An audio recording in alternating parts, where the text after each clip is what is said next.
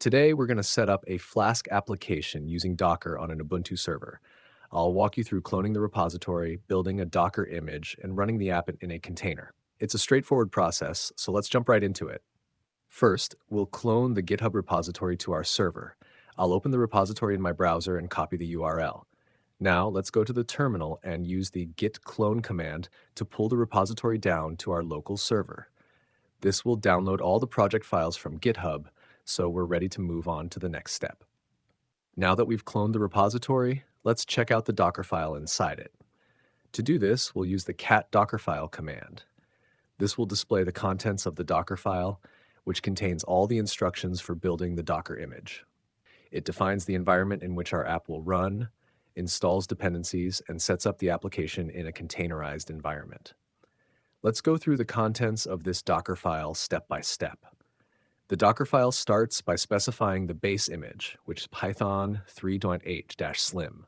This is a lightweight version of Python 3.8, perfect for our Flask app. Next, it sets the working directory to /app inside the container. This is where our app files will live. Then it copies the requirements.txt file from our project into the container. This file lists all the dependencies needed for the app to run.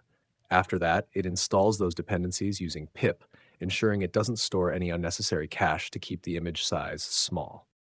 Once the dependencies are installed, it copies the rest of the project files into the container.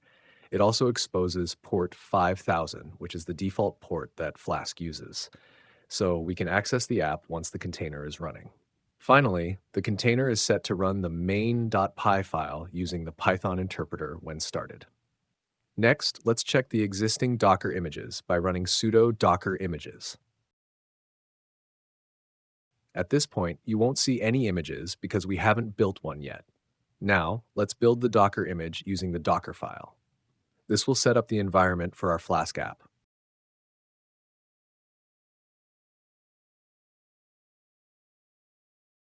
Once the build process is complete, we can run sudo docker images again to see the newly created image. After that, we'll run the image and start the container. This will launch the Flask application by mapping port 5000 from the container to port 5000 on the server.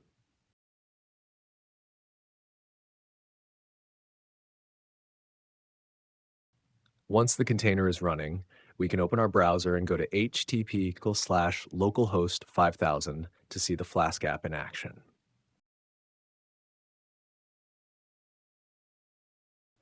But here's something interesting. You can also access this app from another computer on the same local network. To do that, we'll need the server's IP address, which I'll show on the screen. Using that IP address, you can access the Flask app from another computer within the same local network. Finally, let's test the file upload feature.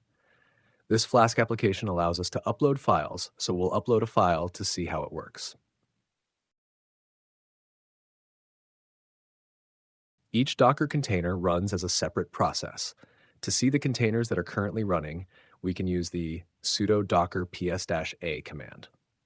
Now, let's stop the running container. To do that, we'll use the sudo docker stop command followed by the container's ID.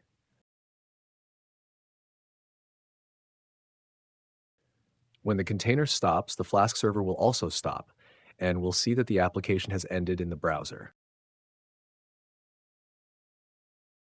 If we check the container list again using sudo docker ps-a, we'll notice that the container is now in an exit state, indicating it has stopped.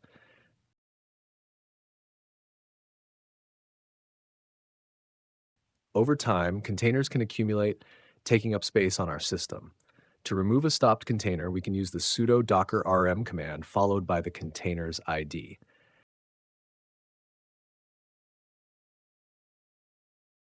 After removing the container, we can use sudo docker ps-a to confirm that it's been deleted. Now, let's take a look at the existing images again. If we want to remove any of these images, we can use the sudo docker rmi command followed by the image's ID. And that's it for today's video. We've successfully set up a Flask app with Docker, accessed it from both the local machine and another computer on the same network, and even learned how to manage containers and images.